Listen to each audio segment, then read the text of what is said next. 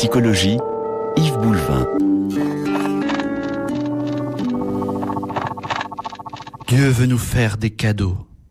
Alors laissons notre cœur, notre intelligence, s'ouvrir à toute cette joie, tout cet amour qui va déborder comme autant de pluie de grâce. Foi et psychologie, Yves Boulevin. Soyez comblés de grâce, soyez comblés de joie. Voilà le désir du Seigneur pour chacun de nous, nous combler de ses grâces, nous combler de sa joie. Il y a en nous comme un vide existentiel, un vide affectif, un vide dans notre solitude et en fait nous sommes chacun seul quelque part, mais Dieu vient nous combler.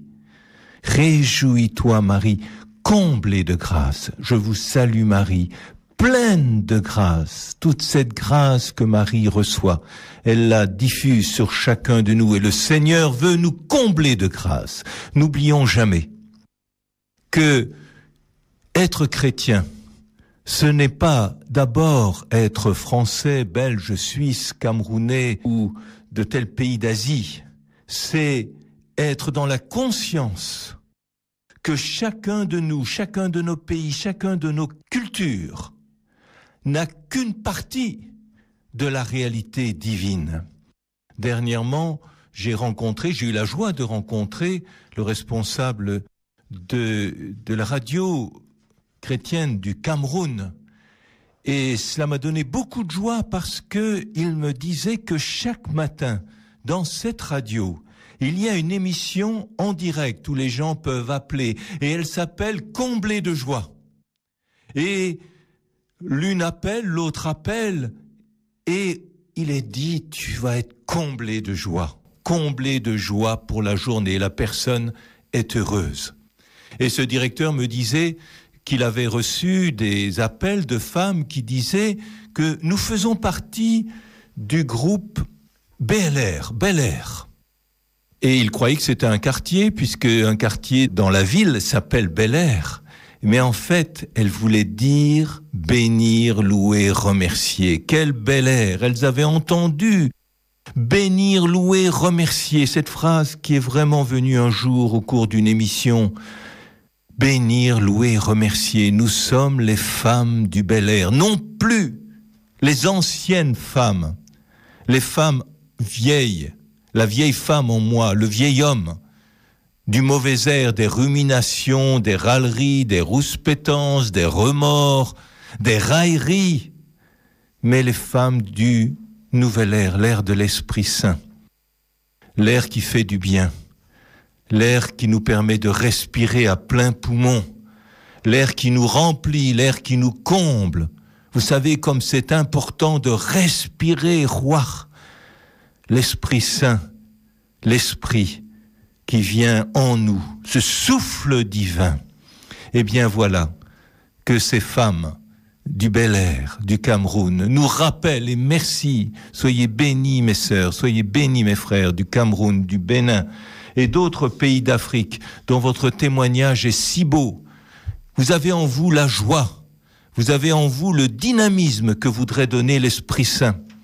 Alors nous avons besoin de vous et nous vous remercions de nous rappeler que l'Église, c'est une Église de tous les peuples de la terre, que c'est une Église de toutes les cultures et que nous ne devons jamais nous enfermer dans notre propre pays, notre propre langue ou notre propre culture. Nous avons une façon de voir les choses qui est italienne, qui est espagnole, qui est française, mais il y en a bien d'autres. Ouvrons-nous. Lorsque l'Esprit Saint est venu, en langue de feu, les apôtres parlaient toutes les langues. On peut dire qu'ils comprenaient de l'intérieur toutes les cultures. Alors merci d'exister, vous, frères africains, du Cameroun, du Bénin, de la Côte d'Ivoire, du Togo, du Burkina Faso, du Gabon, de la République centrafricaine, du Tchad et d'autres, vous qui écoutez ces émissions, et vous qui nous envoyez des lettres, des emails pour nous dire votre joie, nous dire votre amour du Christ, nous dire votre engagement pour l'Église. Il est possible qu'un jour prochain, un pape soit d'Afrique ou d'Asie, une ouverture importante pour l'Église, où nous nous rappelons que chaque peuple a son identité. Nous avons beaucoup en Europe à apprendre des peuples d'Afrique qui savent danser, chanter, se réjouir, bénir, louer, remercier. Alors soyez loués, frères et sœurs d'Afrique. Et lorsque nous, en Europe, nous allons à la messe, eh bien, n'oublions jamais la joie qui vous habite et que vous nous rappelez la joie de Dieu. Yves Boulvin. Oui, soyez comblés de grâce. Est-ce qu'aujourd'hui je peux recevoir cette phrase comme un petit enfant, confiant dans l'amour de son Père, de sa Mère divine? Aujourd'hui, mon enfant chéri, tu vas être comblé de mes grâces. Aujourd'hui, reçois les grâces que je vais te donner. Reçois les cadeaux. Tu te soucies pour beaucoup de choses. Pour ta vie matérielle, et c'est compréhensible, ta vie professionnelle, ta vie conjugale, tes enfants. Tu te soucies pour l'association dont tu fais partie, ou l'œuvre dans laquelle tu travailles, ou la communauté où tu es. Sois dans la paix, dit le Seigneur. Aujourd'hui, je te comble de mes grâces. Reçois-le. Il y a en toi un endroit au-delà de toutes tes ruminations, de tes problèmes psychiques, qui viennent de loin, de ton enfance, de ton hérédité. Il y a un endroit de recueillement, un endroit de profondeur, un endroit de silence, un endroit de paix, où déjà je te comble de grâce. Laisse remonter cette grâce du centre de toi-même et ouvre tes yeux sur tous ces petits événements de la journée qui te semblent anodins, au hasard, mais dans lesquels je veux te combler. La vie peut devenir pour toi cadeau si tu la vois autrement, si tu vois chaque événement comme une opportunité, une possibilité ouverte, une ouverture, un marchepied, un tremplin, plutôt que de juger toi-même avec ton petit esprit fermé, excuse-moi, borné, et je parle de moi aussi, plutôt que de juger chaque événement en l'étiquetant de bien, de mal, de ce que je voudrais, de ce que je ne voudrais pas. Combien nous alourdissons notre vie par les jugements que nous portons, les étiquettes que nous mettons sur les événements de notre journée. Eh bien, nous n'en voulons plus. Stop! Ça suffit. À partir d'aujourd'hui, je reçois avec reconnaissance les grâces du Seigneur. Et cette vie, j'apprends à la vivre autrement avec le Seigneur. C'est vrai que parfois nous avons le cœur lourd. Parfois nous sommes tristes profondément de cette tristesse existentielle où il y a un manque.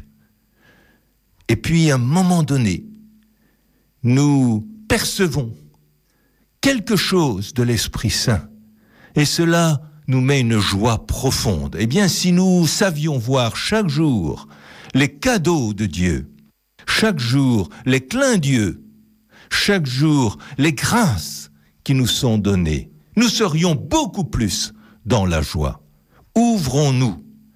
Si le matin j'ai du mal à me lever, et si je commence tout de suite par avoir une pensée négative, je me mets dans mon psychisme blessé et j'oublie cet endroit où la grâce afflue.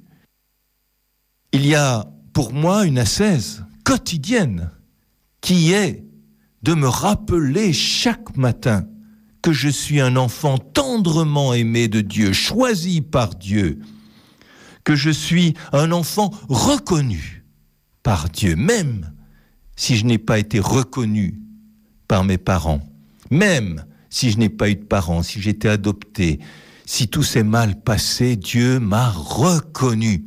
Et je suis pour lui plein de reconnaissance. Reconnaissance réciproque. Tu es mon enfant chéri. Tu es mon enfant bien-aimé. Je t'aime et aujourd'hui, je veux te combler de toute ma joie. Alors, frères et sœurs d'Afrique, vous qui êtes dans la joie, vous qui savez danser, qui savez chanter, merci de toutes ces grâces que vous faites aussi par votre prière, affluer vers nous. Nous sommes en communion les uns avec les autres. Soyez bénis et soyez remerciés.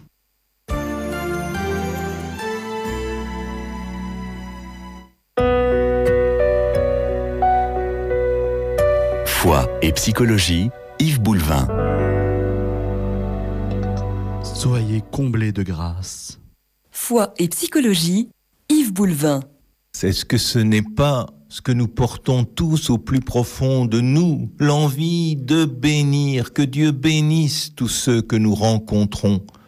Bien sûr, il y a des incompréhensions, des conflits, bien sûr nous avons des révoltes, mais est-ce qu'au meilleur de nous, nous ne souhaitons pas que le bien de Dieu afflue partout? Toi qui écoutes, est-ce qu'il te reste des phrases comme « Jamais je ne pourrai pardonner, jamais je n'oublierai, il ne l'emportera pas au paradis, il y aura une justice un jour ». Est-ce que ces pensées-là me font du bien? Est-ce que ces pensées-là m'amènent vraiment au meilleur de moi-même? Est-ce qu'elles me libèrent? Est-ce qu'elles m'allègent?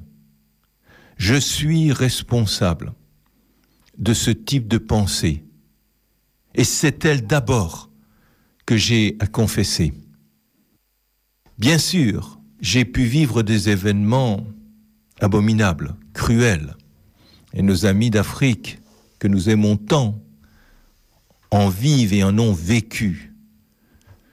Des familles décimées, déchiquetées, mais dans d'autres pays, des enfants qui sautent sur des mines, laissés là par les conflits anciens, des grands, des adultes, des viols, et toutes sortes de choses horribles. Bien sûr, c'est horrible. Mais est-ce que ceux qui les ont provoqués ne sont pas quelque part comme des automates? Ils ne sont pas eux-mêmes. Ils ne sont pas dans leur identité d'enfants de Dieu. Ils sont dans leur psychisme, ils sont dans tout ce qui est le plus en guerre en eux. Et qui les manipule? In fine, le malin.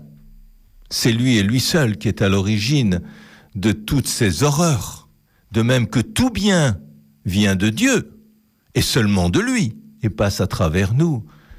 Tout mal vient du malin.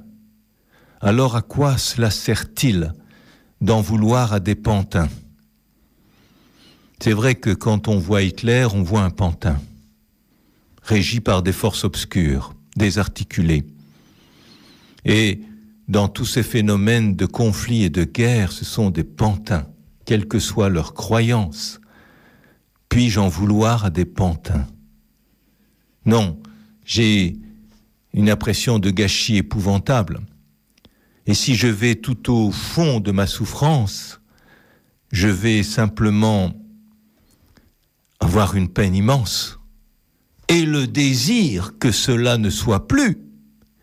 Mais je ne vais pas en vouloir nommément à telle ou telle personne qui a été une marionnette, un pantin. C'est important que je le vois comme ça, parce que cette haine qui reste dans mon cœur, cette violence intérieure contre tel ou tel, non seulement ne sert à rien, non seulement fait envoyer des oiseaux noirs à l'autre qui m'en enverra encore plus, ou qui s'en défendra, et qui se mettra dans sa tour d'ivoire, mais en plus me fait beaucoup de mal à moi-même, car tous ces oiseaux noirs maintenant m'habitent. Alors si le Seigneur veut nous combler de sa grâce, c'est pour qu'un autre niveau coule sans cesse son amour, sa douceur, sa tendresse, sa joie, sa paix, sa sérénité. Alors j'ai besoin, au cours de chacune de mes journées, de moments où je vais me ressourcer dans cet endroit où je suis comblé de grâce. La question n'est pas de savoir si je dois faire telle ou telle prière ou prier de telle ou telle manière, mais que j'ai des moments de recueillement, de silence, d'intériorité, d'approfondissement. Et c'est ma responsabilité de les prendre. Pour beaucoup, il est important de prendre ce moment le matin, mais même si je n'ai pas pu le prendre, plutôt que de m'en vouloir et de me critiquer, je choisis un autre moment de la journée. Et puis je peux apprendre petit à petit à le faire dans d'autres endroits même, évidemment si c'est plus difficile, dans une file d'attente, dans un magasin, à mon travail, quelques instants de recueillement, mais je me ressource, je me remets en contact avec mon être profond. Et là, je suis comblé de grâce. Comblé de grâce, comblé de joie. Cette émission de nos frères du Cameroun, comme elle est belle, comme nous devrions tous, le matin, faire une émission, les uns avec les autres, une émission de pensée positive, soit comblée de joie, que cette journée comble de joie ceux que je vais rencontrer et que moi-même, simplement, je sois comblé de joie, que nous soyons comblés de joie. Et dans cette radio du Cameroun que nous aimons tant, le soir, il y a aussi une émission de louange. La louange, elle devrait être le matin, elle devrait être le soir, toute la journée, matin, midi et soir, comme nous prenons des granules homéopathiques ou d'autres médicaments. Est-ce que ce médicament spirituel, nous n'avons pas à le prendre chaque jour, comme nous nous lavons les dents, comme nous nous lavons les mains? Louer, bénir, remercier, combler de grâce. Comme ça te fait du bien, mon frère, ma sœur, lorsque tu te sens seul, lorsque tu es triste, lorsque tu ne te sens pas compris, au lieu de ruminer avec ce mauvais air, tes récriminations avec un mauvais air, simplement de recevoir la bénédiction de Dieu, elle coule sans cesse vers toi, et puis de la diffuser. Si tu bénis, tu vas te sentir bien. Si tu bénis, tu vas te sentir en paix. Si tu bénis, tu vas te sentir dans la joie. Je vois de par mon travail de psychologue beaucoup de personnes qui souffrent des choses terribles, horribles. J'en ai vécu moi-même quelques-unes. Et c'est vrai que dans les moments les plus cruels de séparation par la mort ou de séparation affective, le fait, à un moment donné, de bénir, pour sortir de ce mental qui sans cesse redit les mêmes choses. Il m'a fait ceci, il m'a dit cela, je ne lui ai pas dit ceci, je ne lui ai pas dit cela, j'aurais dû faire ceci, j'aurais dû faire cela. Stop! Seigneur, tu bénis. Seigneur, tu bénis cette situation. De tout, tu fais un bien. De cela aussi, Seigneur. Et ce bien que je souhaite avant tout, c'est d'entrer dans cette plénitude intérieure, cette éternité déjà commencée, où tu me combles. Seigneur, tu voudrais nous combler. Et chaque moment plus délicat, plus difficile dans notre vie ouvre encore plus ce récipient qui va recevoir ta grâce. Souvenons-nous, dans le ciel, nous serons tous comblés, mais nous aurons ouvert plus ou moins nos récipients. Chaque récipient sera plein. Mais tout ce qui aura fait ouvrir plus grand notre récipient fera que nous recevrons encore plus de grâce. Ainsi en est-il des moments plus difficiles, plus délicats, des moments où nous nous sentons bouleversés, brinque-ballés, torturés. Eh bien, n'y mettons aucun masochisme, mais ressentons cette ouverture profonde qui est en train de se faire pour ensuite recevoir plus de grâce, de paix, de joie, d'amour. Eh bien, toi qui écoutes, je sais que tu as souffert. Je sais combien ta vie a été difficile. Eh bien, rends-toi compte que dans tous ces moments d'ouverture de ta vie, ne les ferme pas, ne mets pas de cadenas dessus. Le Seigneur vient mettre sa grâce. Le Seigneur vient embrasser chacune de tes blessures. Son amour n'en peut plus par rapport à tes blessures. Et il vient t'aimer, déverser tout son amour dans chacun de ces moments qui a été pour toi si difficile. Est-ce qu'un père n'est pas déchiré, ne ressent pas encore plus d'amour pour son enfant qui souffre ou qui a souffert? Alors sois comblé à l'instant. Le Seigneur voudrait te remplir à l'instant de sa paix, de sa joie, de son amour, mettre dans ton cœur un baume bienfaisant. Et tu vas dire, ça fait du bien. Oh oui Seigneur, tu me fais du bien. Soyez comblés de grâce.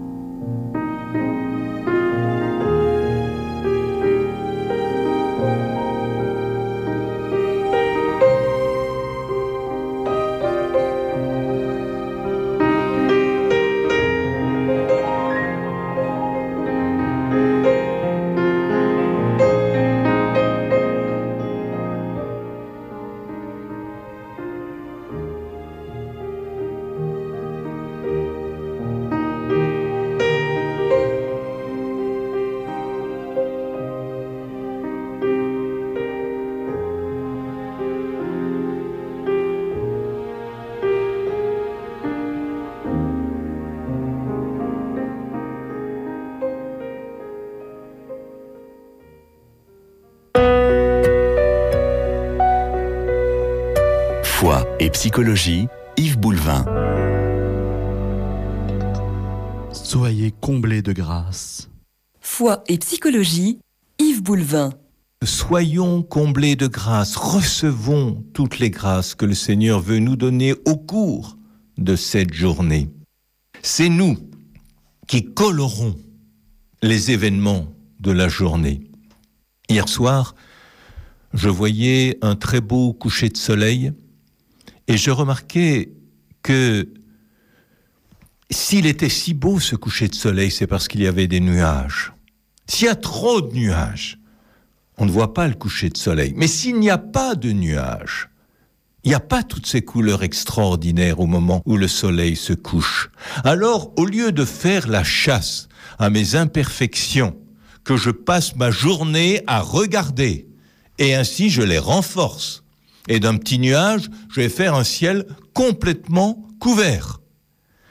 Je comprends que toutes ces imperfections qui sont les miennes, moi qui suis petit, vont permettre au soleil divin d'irradier. Ainsi, je vais offrir tous mes petits nuages à une religieuse très chère qui avait du mal à offrir sa journée. Je lui faisais remarquer qu'elle habitait boulevard du Maréchal Joffre. Elle n'avait jamais fait le rapport entre ce maréchal, dont le nom peut être prédestiné pour une religieuse, et ce qui est sa vie, Maréchal Joffre.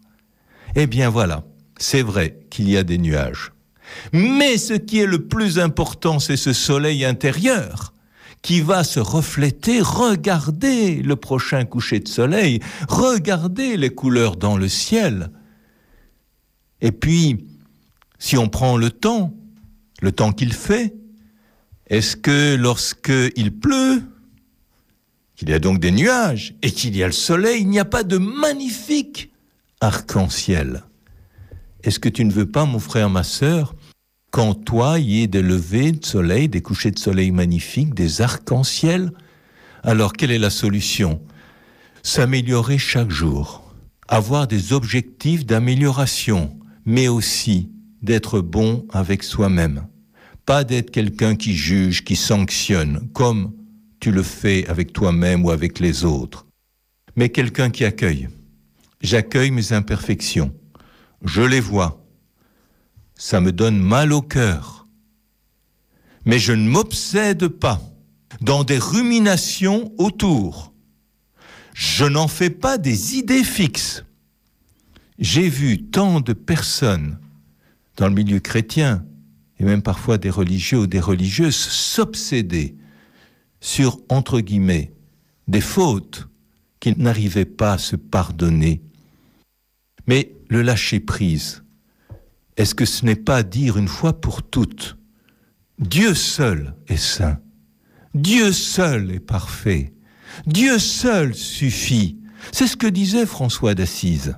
Dieu seul, c'est lui le soleil, c'est lui qui va faire rayonner le soleil de mon âme. Mais lui seul a un regard juste sur moi. Alors je renonce au regard trop négatif que j'ai sur moi. Je renonce au regard que l'on a eu sur moi. J'ai entendu encore dernièrement des phrases incroyables au sens profond du terme, qui peuvent être dites par des parents à leurs enfants. T'es pas aussi bien que ta sœur, tu réussiras jamais ta vie, t'es pas jolie, etc. Enfin, des phrases qui tuent. Eh bien, je m'en sépare. Stop. Quelle que soit la qualité des personnes de ma famille, ce ne sont pas les révélateurs de mon identité, seul Dieu l'est. Et Dieu a sur moi un regard juste. Il connaît ma petitesse. Enfin, si je regarde les choses tout simplement, est-ce que je ne suis pas tout petit devant la création, mais minuscule devant une montagne, les astres, un océan, tous les phénomènes, même naturels de la Terre, qui sont plus ou moins dans l'ordre de Dieu, certains tout à fait en désordre, et il y a une responsabilité collective dont nous apercevrons de plus en plus. Mais nous sommes tout petits, n'oublions pas. Et nous-mêmes, en tant que parents, devant un tout petit, nous avons les yeux de l'amour, et Dieu a sur nous les yeux de l'amour. Il va nous aider à nous régénérer, à repartir, à nous modifier, mais par un regard plein d'amour. Alors stop à ce regard qui m'accuse et à ce regard qui accuse les autres. C'est comme la grâce qui ruisselle sans cesse. Et voyez bien quand autant de personnes aiment voir des chutes, et si jamais elles se tarissent et s'il n'y a plus d'eau, il manque quelque chose d'essentiel, eh bien il y a en nous une source de vie qui jaillit sans cesse, des chutes d'eau, et nous le sentons bien lorsque nous arrivons à sortir de nos fixations, de nos obsessions, stop, et que nous rentrons dans cet endroit de recueillement où déjà nous avons été saisis par l'amour de Dieu, peu importe l'endroit où cela se produit, peu importe la façon dont cela se produit. Mais quand j'entre dans ma chambre, dans mon appartement, dans mon bureau, surtout si j'y suis seul, eh bien, il suffit que je me reconcentre, que je remémorise un moment de grâce pour que se rouvre en moi cet endroit qui reçoit quotidiennement les grâces. Et c'est pourquoi c'est important que nous acceptions des supports. Tout simple. Cela peut être une croix, surtout si dans la croix nous voyons l'amour triomphant et l'amour qui se donne, l'amour dans toute sa générosité, sa plénitude, son abondance. Ça peut être un passage d'évangile, ça peut être une icône, ça peut être une image que l'on dit pieuse. L'important, c'est que ça ouvre en moi cet endroit où il y a le bien de Dieu. Bon jour, que ton jour soit bon, soit le bienvenu. Merci pour ta bienveillance. Est-ce que le bon et le bien n'est pas ce que profondément nous désirons et ce que nous pourrions communiquer les uns avec les autres?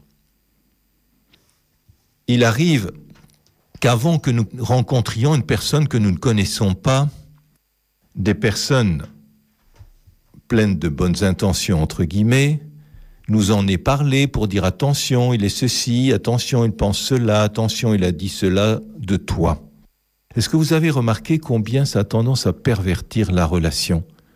Parce qu'au lieu de voir d'une façon fraîche et innocente au départ, quelqu'un que l'on va découvrir nouveau, quoi qu'il ait dit de moi, quoi qu'il ait pensé, eh bien, je vais tout de suite voir la personne à travers les filtres de tout ce qu'on m'a dit de lui. Quelle tristesse! Et c'est pourquoi être comblé de grâce, c'est d'abord apprendre à ne plus parler des autres, à ne plus créer de stéréotypes, de clichés, à ne plus mettre d'étiquettes, à être comblé de grâce. C'est moi et moi seul qui mets les obstacles à la grâce. C'est ma responsabilité. Je n'en veux plus. Cela me fait trop mal. Au lieu d'en vouloir aux uns aux autres, et parfois à Dieu, je reconnais ma faute, mon erreur. Et mon erreur, c'est dans toutes ces étiquettes qui m'empêchent de recevoir mon frère et ma sœur dans ce qu'il a de nouveau, de frais, et d'avoir ce regard pur que Dieu me donne sur lui, sur elle.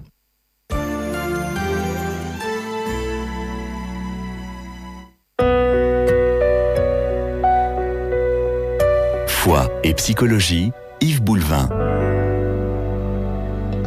Soyez comblés de grâce.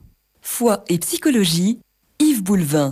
Soyons comblés de la joie du Christ, soyons comblés de la joie, de la paix et de l'amour de Dieu.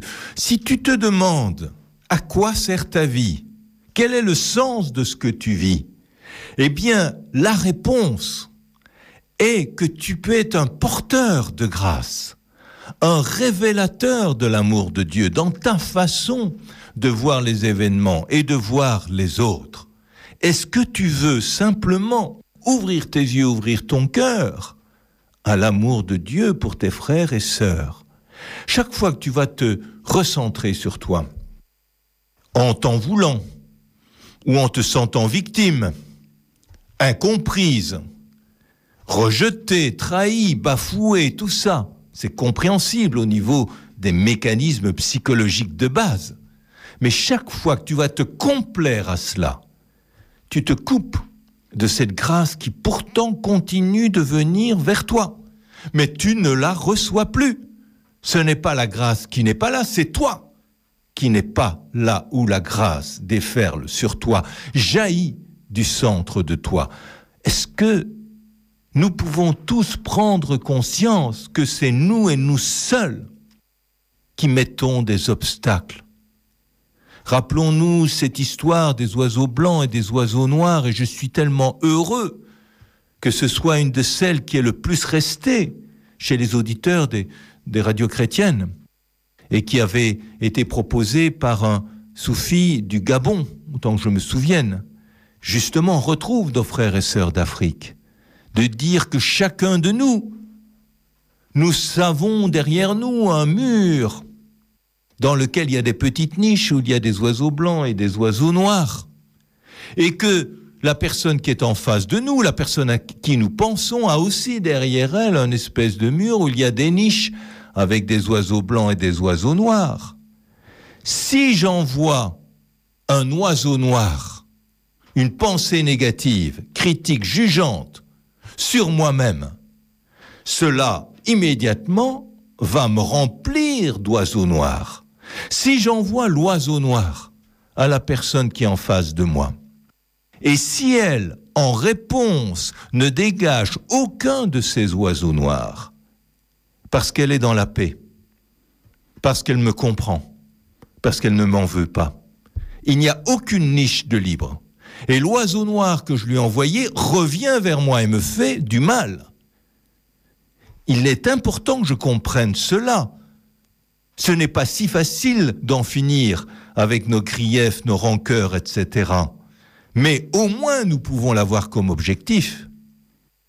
Maintenant, si celui que je juge comme mon adversaire, entre guillemets, m'envoie un oiseau noir, c'est pareil.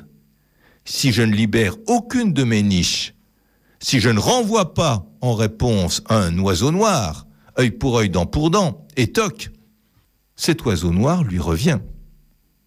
Par contre, si j'envoie un oiseau blanc, si je bénis, si je loue, si je remercie, si j'envoie des grâces, si je désire la grâce, même s'il y a une partie de moi qui est jalouse, qui est encore dans la comparaison, il y a une partie plus profonde qui désire le bien de tous. Si j'envoie un oiseau blanc, et si l'autre dégage à son tour un oiseau blanc et me l'envoie, nous allons tous les deux nous faire du bien. Et même s'il n'en veut pas de mon oiseau blanc, eh bien mon oiseau blanc revient et me fait du bien à moi-même. Dans tous les cas de figure, envoyer un oiseau noir, en aucun cas ne peut me faire du bien. Envoyer un oiseau blanc, dans tous les cas de figure, me fera du bien. Alors, il ne s'agit pas de s'envoyer d'autres oiseaux noirs en disant « mais je suis incapable de faire ça, c'est beaucoup trop difficile, vous me demandez l'impossible, j'y arriverai jamais ». Voilà de nouveau un oiseau noir. L'oiseau blanc, c'est « je désire profondément cela » et grâce à Dieu, je vais le mettre en place petit à petit. Cela prendra du temps, il y aura des étapes, je n'y arriverai pas chaque fois, mais c'est mon désir profond. C'est important que je revienne à mon désir profond, à mon intention profonde. Profondément. Est-ce que tous les hommes, dans leur profondeur, ne désirent pas l'amour, l'harmonie? Mais est-ce qu'il n'y a pas chez tous les hommes, en vérité, aussi une part d'ombre, de nuages, dont j'avais dit dans une autre émission qu'elle peut permettre au soleil de faire de magnifiques couchers de soleil ou de produire des arcs-en-ciel. Mais est-ce qu'il n'y a pas aussi cette partie psychique dans laquelle nous n'avons pas à rester, et c'est là notre responsabilité, c'est de le voir, mais de la quitter. Quitte ton père et ta mère dans ce qu'ils ont pu te donner négatif, mais quitte aussi ces parties de toi où tu te mets en rivalité, en concurrence, où tu te compares, où tu te dévalorises, où tu te survalorises. Stop! Et passe dans cet endroit. Le sens de ma vie, c'est d'ouvrir chaque jour, de dire oui à cette partie profonde qui est en Dieu et qui m'habite. Dieu m'habite et m'aime. Dieu en moi chaque jour fait couler sa grâce. Le soleil, lui, entre guillemets, mais n'oublions pas que les Écritures n'ont pas été écrites en français, sur les bons et les méchants, sur toutes les parties de nous-mêmes. Dieu ne se demande pas si nous le méritons, il ne se demande pas si nous sommes bien, il nous aime. Eh bien, je me laisse aimer. Et c'est parce que je me laisse aimer que petit à petit, je vais avoir envie de m'améliorer. L'orgueil, ce serait de penser, oui, Dieu m'aime parce que je suis bien, mais l'erreur, et qui est encore un orgueil d'une autre manière, c'est de penser que Dieu ne m'aime pas parce que je ne suis pas bien. Parce que dans ce cas-là, de nouveau, dans les deux cas d'ailleurs, je me juge. Est-ce que je peux comprendre que c'est le jugement sur moi qui est à l'origine de tout? Non. Seigneur, je sens que tu m'aimes. C'est vrai que j'ai été profondément blessé dans ma vie par des séparations, des deuils, mon enfance. Mais j'ai senti que tu m'aimais. Et nous pouvons être des révélateurs les uns pour les autres de cela. Je me laisse aimer. Dans le livre Renaître que j'ai écrit aux Béatitudes, il y a tout un cheminement proposé pour ouvrir cette partie profonde et se laisser aimer.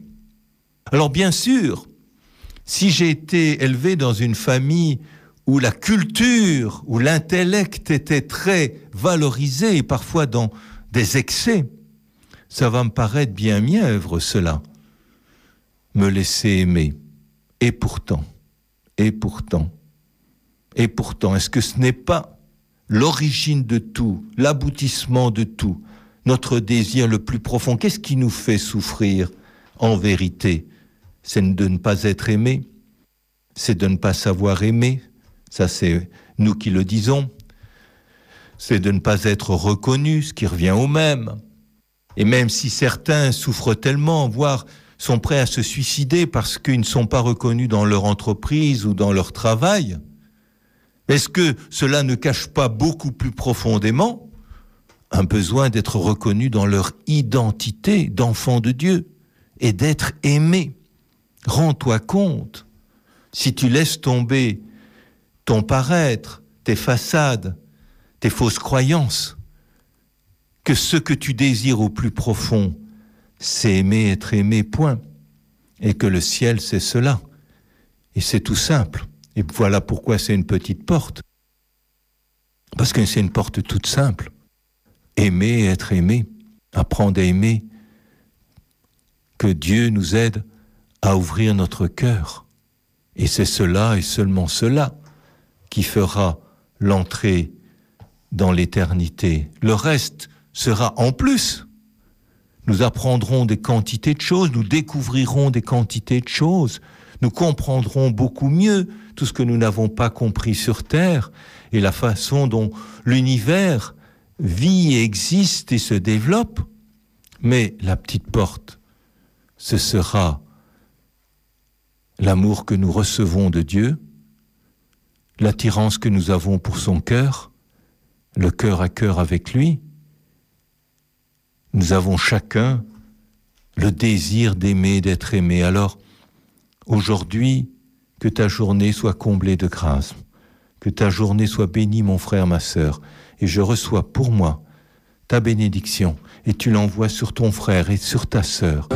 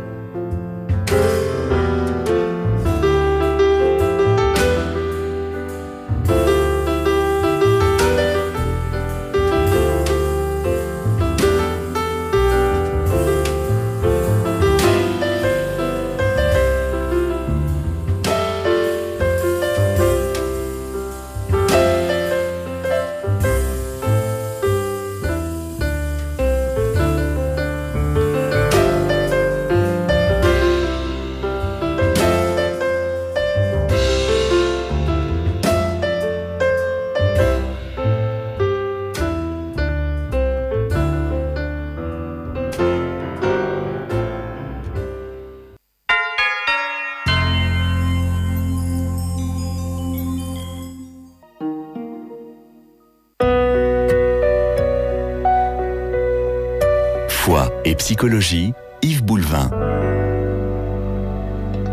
Soyez comblés de grâce. Foi et psychologie, Yves Boulvin. Tous saints. Nous sommes tous appelés à la sainteté. Mais la sainteté, c'est pas d'être parfait. Les saints ont pu se tromper dans quantité de choses et certaines de leurs réflexions, leurs croyances ou même parfois de visions peuvent être mises avec un point d'interrogation car liées à l'époque où ils ont vécu et les croyances qu'on leur a données. Mais ils sont saints parce qu'ils ont reçu la sainteté de Dieu. Et nous sommes tous appelés à nous ouvrir à l'amour et à la sainteté de Dieu.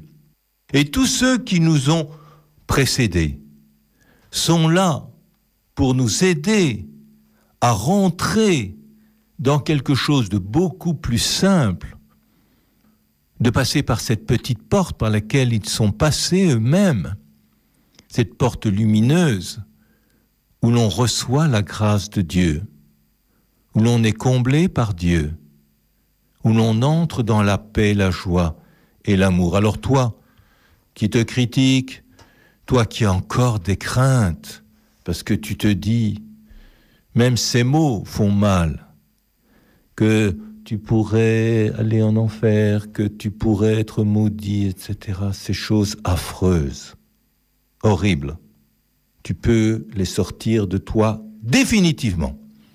Cela n'existera pas dans ta vie. Arrête de te faire du mal avec ça. Parce que si jamais c'était vraiment le cas, et je préfère ne plus dire ces mots qui ont tant fait peur à une époque, mais la pédagogie de Dieu est d'abord une pédagogie d'amour. Si vraiment quelqu'un, et personne ne sait, si quelqu'un s'est totalement et définitivement détourné de Dieu, personne ne le sait. Mais en tout cas, le fait même de le craindre prouve que tu désires autre chose. Et à partir du moment où tu aurais en toi une seule petite poussière de désir, tu rentreras dans l'éternité et l'amour de Dieu. Le soleil divin fera grandir tes petites poussières. Alors sois sans crainte. Si tu crains de ne pas aller au ciel, ou si tu crains de ne pas entrer dans l'amour de Dieu, c'est que tu as envie d'y rentrer. Tu peux être sûr que tu y rentreras, parce que c'est ton désir qui le fera. Alors toi, tu peux me dire aussi, mais moi je suis indifférent, je suis froid, etc. Je ne sens rien, et tu me le dis souvent. Mais là, n'oublie pas, ce sont toutes les carapaces qui ont été mises sur tes blessures. Le Seigneur vient t'aider à aller au-delà, à retrouver les larmes, parce que tu as eu mal, tu as souffert, et il vient faire craquer ta coquille. Mais n'aie crainte. Toi aussi, ne fût-ce que parce que tu écoutes à l'instant, ne fût-ce que parce que tu t'intéresses à la spiritualité, aux religions, même si c'est pour les critiquer, parce que toi qui critiques la religion, toi qui critiques les églises, si tu les critiques, c'est bien parce que ça t'intéresse, et que tu aimerais, que tu as une vision idéale de ce que ça pourrait être. Toi aussi, tu as ce désir. Alors, faisons attention sur toutes ces étiquettes de croyants, pas croyants, etc. Parce qu'on pourrait avoir beaucoup de surprises. Ce qui va faire la foi de quelqu'un, c'est une aspiration profonde. Mais certaines personnes manifestent leur aspiration par la critique, par la révolte, par la rébellion, justement parce que c'est si important pour eux et qu'il leur semble, à tort ou à raison, que les choses sont dénaturées. Alors sois sans crainte. Nul ne peut dire que quelqu'un n'est pas sauvé. Jésus a voulu sauver tout le monde. Nul ne peut le dire. Et en tout cas, si toi tu t'interroges à ce sujet, c'est que tu as le désir d'entrer dans la royauté de Dieu, dans la lumière de Dieu, et tu y rentreras. Simplement, tu peux, nous pouvons, je peux aider en recevant de plus en plus la grâce de Dieu. Je parlais à un prêtre dernièrement de la voix de l'enfance. Je peux dire papa et maman à Dieu et je me rends compte combien Dieu m'aime parce que c'est mon père et ma mère, en tout cas de ce qu'il y a de meilleur en moi. Et il me disait, oui, c'est vrai, mais il y a aussi autre chose. C'est la voie conjugale avec Dieu. Et c'est vrai. Et c'est vrai. Mais est-ce qu'un époux digne de ce nom ne désire pas combler son épouse? Alors, tout ça, c'est des images. Et peut-être que j'ai été blessé par un père et une mère qui n'ont pas vraiment bien joué leur rôle, qui n'ont pas été capables de par leurs blessures. Peut-être que j'ai mal vécu ma vie conjugale. Mais il n'empêche que je sais qu'un amoureux aime sa fiancée et voudrait la combler de tendresse, de cadeaux. Et c'est ce que Dieu veut faire avec Yves Boulvin. Alors aujourd'hui, je vais simplement m'ouvrir, regarder autrement les événements de ma journée, voir ce qui est beau et remercier Dieu. Voir aussi tout ce qui se passe bien, tout ce que j'avais craint qui ne s'est pas passé. Parce que Dieu sait si je me fais du souci à longueur de journée, et pour mes enfants, et pour mon travail, et pour mes transports, et pour ce voyage, et puis ça se passe bien, mais je ne pense pas du tout à remercier Dieu du fait que ce soit bien passé. Et je vais me refaire d'autres soucis. Stop! Je n'anticipe plus. Chaque fois que je sens une inquiétude sur l'avenir, une inquiétude pour mes proches, j'en prends conscience. Et je dis, Seigneur, mets ton ordre parfait dans la vie, protège mes enfants. Seigneur, je te fais confiance. Bénis ma journée, bénis ma rencontre avec mon patron, bénis ma rencontre, si c'est bien le moment, avec ce frère et sœur avec lequel ou laquelle je veux m'expliquer aujourd'hui. Comme disait Jean 23, j'envoie mon ange. Vous rencontrez l'ange de l'autre. J'envoie mes oiseaux blancs, des émissaires avant. Seigneur, tu bénis toutes ces situations. Vous le savez, les jours où l'on se sent lourd, où l'on est vraiment dans le psychisme blessé, on rumine nos vieux scénarios de persécutés, de non-aimés, d'incompris, de victimes, on ne voit plus que les nuages. Tout est imprégné de cette vision malsaine dans laquelle je suis rentré. C'est ce qu'on appelle un scénario. Un film que je me projette. Je vous rappelle que quand vous allez au cinéma, au départ l'écran est blanc, quel que soit le film qu'on a projeté dessus, le plus horrible, le plus affreux, à la fin, l'écran est toujours blanc. C'est ça le psychisme. Quelque chose que je vais projeter, mais qui ne touche pas mon identité profonde que j'ai à retrouver. Alors je vais prendre des moments pour la retrouver.